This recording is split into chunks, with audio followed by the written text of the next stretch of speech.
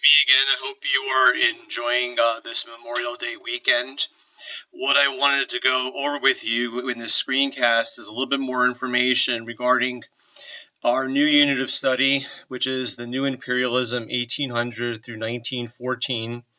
This past week, we have sent an assignment which is going to be due tomorrow regarding imperialism, empire building in Africa, 1800 through 1914.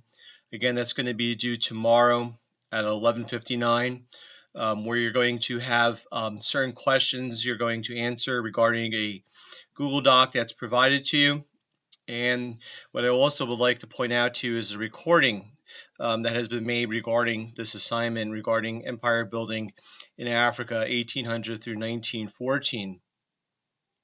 So when we meet again virtually on Tuesday, we're going to be talking about that homework assignment that you're submitting tomorrow, but we're also going to be talking further about imperialism in Africa, in particular, one individual. His name is Cecil Rhodes. Here's a picture of him. The epitome of an imperialist at this time. Cecil Rhodes won't live a long life, but he will be a British empire builder. He will have a profound, significant effect in the 1880s and early 1900s on southern Africa.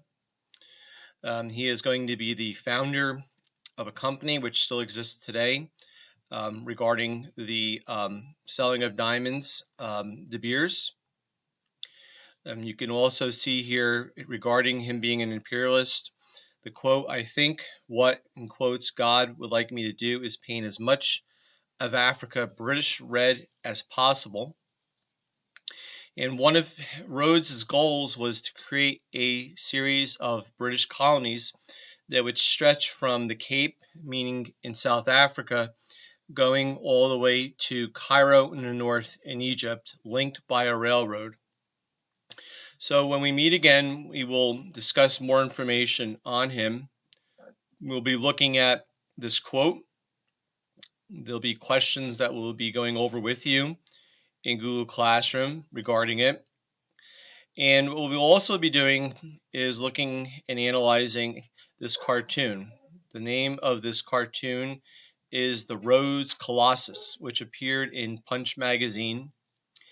And it relates to this idea, as I just told you, about Cecil Rhodes wanting to build a railroad going from the south in the Cape, going all the way to the north. So please keep that in mind as well. And there'll be questions that we will be looking at regarding analyzing this cartoon. Remember also that geographically, Africa is 3 times the size of the United States of America. So Cecil Rhodes had this dream of British domination in Africa during this time. And one way to do that was through the building of a railroad.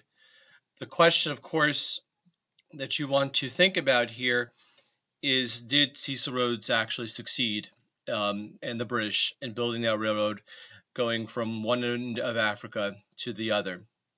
We'll all talk further on Tuesday with other information regarding our new unit of study, Imperialism, 1800 through 1914.